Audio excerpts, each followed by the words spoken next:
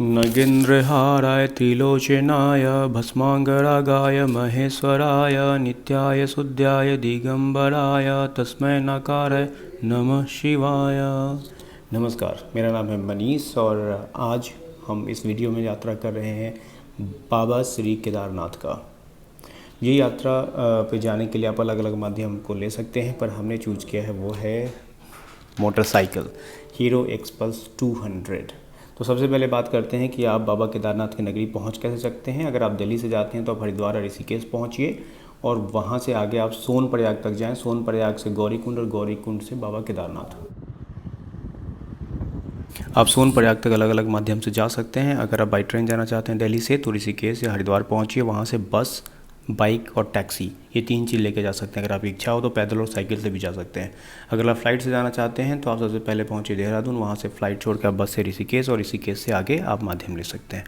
जब आप सोनप्रयाग तक पहुंचते हैं, सोनप्रयाग के बाद आपको ऊपर जाने के लिए तीन ऑप्शन है। या तो हेलीकॉप्टर आप ले सकते हैं, या ले सकते हैं खच्चर, या फिर पैदल। आप तीनों में से कोई भी एक माध्यम चूज करके बाबा केदारनाथ तक पहुंच सकते हैं। मेरा रिकमेंडेशन है कि आप इस यात्रा को पैदल ही करें, वो बेहतर है, क्योंकि केदारनाथ की चढ़ाई टफ है, लेकिन एक अलग ही अपने आप का एक्सपीरियंस होगा। कहते हैं कि बिना दर्द के भगवान नहीं मिलते, जब आप दुख करेंगे तभी आपको भगवान मिलेंगे। इस बार 2024 में बहुत भीड़ है यहाँ पे, और भीड़ की वजह से अभी न्यूज़ में भी आया है और कि 11 लोगों का डेथ हो गया है।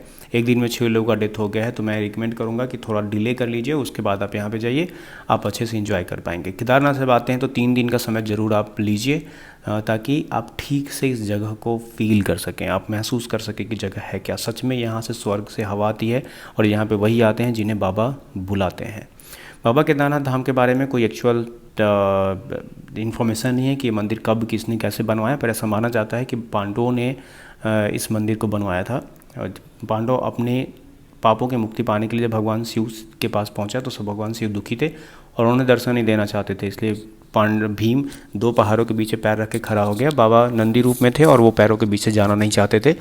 जब वो धरती में समाहित होने लग गए, इसलिए उनका एक कुबर यहाँ रह गया केदारनाथ में, और सर पशुपतिनाथ नेपाल में निकल गया है। चाहे जो ही भ्रांतियाँ हो, इसके अलावा गुरु शंकराचार्य ने भी इस मंदिर का जीर्णोद्धार किया था, ऐसा माना जाता है। चाहे जो भी हो, पर ये जगह अमेजिंग है। और सबसे बड़ी बात है, प्रभु के माया को नकारा नहीं जा सकता, क्योंकि जब बाढ़ आई थी 2013 की, हर चीज़ बह गया था, लेकिन फिर भी मंदिर सही सलामत रहा। और उसके पीछे कारण था वो भीमशिला जो बाढ़ में बह के आई थी। अगर वो भीमशिला ही मंदिर से टकराती तो पूरा का पूरा मंदिर तहस नहस हो सकता था। उन जो लोग वहाँ पे उपस्थित हैं उन लोगों ने देखा था कि ये क्या गजब की चीज़ थी। सभी भगवान के मंदिर के अंदर जितने लोग भी उपलब्ध थे, बाहर जो ऊंचाइयों पे थे या मंदिर के ऊपर चढ़े हुए थे, उन सब ने इस दृश्य को देखा और बाबा ने सबको बचाया। हालांकि उसमें हमने बहुत सारे अपनों को खोया है, पर फिर भी समय वापस आता है और हम एक बार फिर से रीयूनाइट होकर के हम यहाँ जा रहे हैं। बात करते हैं कि इसमें एक्सपेंसेस कितना आता है। ये माध्यम के ऊपर डिपेंड करता है कि आप कैसे जाना चाहते हैं, किस तरीके से आप वहाँ रहते हैं। पर जनरली मैं आपको बता दूं, लगभग 3500 से 4000 रुपये में आप दिल्ली से दिल्ली तक का एक बजट ट्रेवलिंग की तरह आप ट्रेवलिंग कर सकते हैं और आप आ सकते हैं। बाबा केदारनाथ में मौसम क्षण में बदल जाता है, तो जब भी यहाँ जाते हैं तो थोड़ा सा लेजी मत होइए। सुबह जल्दी उठिए, जल्दी उठ करके बाबा के मंदिर के पास जाइए, शाम को जाइए, ठंडे पानी से नहाइए और मौसम को बदलते हुए देखिए। अगर आप थके हुए नहीं हैं, 3 दिन का समय लेते हैं, तो आसपास की चोटी पर भी जा करके आप इस घाटी को निहार सकते हैं, जो अपने आप में एक अद्भुत ही है।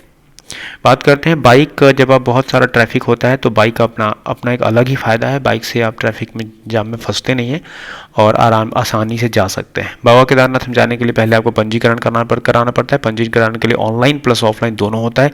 रिकमेंडेशन है कि आप ऑनलाइन ही पंजीकरण करा करके जाएँ। सबसे पहले मैं फिर से रिपीट करता हूँ कि पंजीकरण कराने के बाद आपको सबसे पहले पहुँचना है ऋषिकेश से हरिद्वार, वहाँ से जाना है आगे सोनप्रयाग, और वहाँ से फिर आगे आप गौरीकुंड, और गौरीकुंड से केदारनाथ के लिए चले जाएंगे। लगभग 14 किलोमीटर और सोनप्रयाग से 22 किलोमीटर का टोटल ट्रैक है। बीच में ट्रैक बहुत ही स्टीव है, आपकी सांसें फूलने लगेंगी और लगेगा कि यार अब तो जान ही निकल जाए। पर कभी भी ज़बरदस्ती मत करिए अपने साथ, चाहे लेट ही क्यों ना हो रहा हो। आराम से चीज़ों को, जगह को, लोगों को, भीड़ को, हर चीज़ को एंजॉय करते हुए जाइए। बहुत सारा क्राउड हो गया है और ये कहूँगा कि थोड़ा सा कंट्रोल लगाना चाहिए और प्लास्टिक के यूजेस को कम कीजिए। और ये हमारा धाम है, हमें इसे बचा के रहना चाहिए। और हंसते खेलते जाइए, आराम से मंदिर में बाबा का दर्शन कीजिए और फिर दोबारा आगे जाते रहिए। अगर कोई क्वेरी हो, कोई क्वेश्चन हो तो प्लीज़ हमें कमेंट में बताइए। ये फिरू तरह जाना है ये काम का आपका साला फोन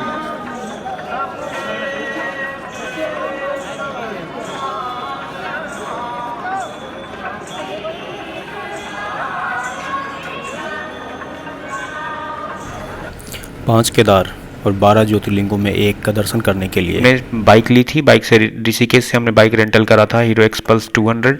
उसके बाद हम गए थे सोनप्रयाग, वहाँ बाइक पार्क करी, वहाँ से आगे हम जीप लिया। 50 रुपये में उसने हमें गौरीकुंड छोड़ा और गौरीकुंड से हम ट्रैक करके गए थे। लगभग हमें 6 घंटे का समय लगा था। शाम को जाके रेस्ट किया, फिर मंदिर के दर्शन करके शाम को सो गए। अगले दिन फिर उठे, दर्शन किया, दर्शन करके वापस हम नीचे की तरफ आने लगे। लगभग 8 बजे हम वहाँ से निकले थे और शाम के 8 बजे निकले थे और 12 साढ़े 12 बजे तक हम नीचे आ गए थे। उसके बाद हमने बाइक स्टार्ट करी, रात को 9 बजे तक हम ऋषिकेश में थे और फिर वहाँ से हम दिल्ली के लिए निकल गए। तो bike is a best option और मैं रिकमेंड करूँगा कि आप 2 लोगों के साथ बाइक पे जाइए, ताकि जब भी एक आदमी थक जाता है तो दूसरा बाइक राइड कर सकता है। और सामान को कभी भी अपने बैग पे कैरी करने का ट्राई नहीं कीजिए, उसे प्रॉपर बांध दीजिए, क्योंकि रास्ता बहुत छोटा नहीं है और पहाड़ी में ऐसे भी स्पीड बहुत कम होती है। तो जो टाइम आपको लगता है ना बाइक से, वो बहुत लग जाता है। यानी कि आप लगभग 10 बजे यहाँ से निकलेंगे तो शाम के 5-6 बज जाएंगे आपको सोनप्रयाग पहुँचते पहुँचते। होटल की बड़ी प्रॉब्लम होती है भीड़ जब होता है तो, और टेंट वगैरह की प्रॉब्लम होती है। तो जब भी आप केदारनाथ धाम पहुँचे वहाँ टेंट करना हो तो पहले से टेंट कर लीजिए। नीचे भी पहुँचते पहुँचते सोनप्रयाग में एक होटल ले लीजिए और सुबह सुबह 3 बजे 4 बजे के आसपास आप चढ़ाई शुरू कीजिए। और मैं आपको सच बताता हूँ, जब भी यहाँ जाए भगवान के भक्ति में लीन हो जाए, मगन हो जाए, उस जगह को फील करें और सच में आपको महसूस हुआ कि यहाँ स्वर्ग से हवा आती है। जो सूर्योदय का समय होता है वो बहुत ही अमेजिंग होता है। आप पीछे जब देखेंगे तो जब सूरज की पहली किरण पीछे की पहाड़ी पे पड़ता है तो वो एक दृश्य ही अलग होती है। हालांकि जब आप अगर लेट कर देंगे 10 बजे 11 बजे के बाद तो वहाँ पे क्लाउड यानी कि फॉग जैसा आ जाता है, फिर पीछे की पहाड़ी का दर्शन नहीं कर पाएंगे। एक बार आपको ऐसा लगेगा कि यार मैं तो क्या ही देख रहा हूँ, कहीं कोई इमेज तो नहीं देख रहा हूँ, कोई फोटो तो नहीं देख रहा हूँ, पर नहीं, वो सच में आपकी आंखों के सामने दृश्य आता है। जब मैं बता रहा हूँ तो मैं उसे ऐसे ही फील कर रहा हूँ। मैं अगले वीडियो में जो मैंने बाइक राइड करी एक्सपल्स 200 उसका रिव्यू डालूंगा कि वो कैसा लगा, चलाने में क्या रहा। लगभग जाने आने में 500 किलोमीटर तो राइड हमने किया ही था, माइलेज वगैरह सारा चीज़ बताऊंगा। इसी के साथ भगवान की भक्ति में लीन हो जाइए। आप भी ऐसे ही करिए, पूरे परिवार के साथ जाइए। और अगर हेल्थ में कोई इशू लग रहा हो तो थोड़ा सा डिले कर सकते हैं। इसके अलावा आप मेडिसिन वगैरह कुछ लेते हैं तो सारा चीज़ अपने साथ लेके जाएं। Thank you for watching. अगर कोई क्वेरी कोई क्वेश्चन हो तो प्लीज़ बताइए, हम कोशिश करेंगे कि आपको इसकी जानकारी दे पाएँ। Please like and subscribe if you like this video, if doesn't then also subscribe and like. Thank you so much. नमस्कार, जय हिंद, जय भारत।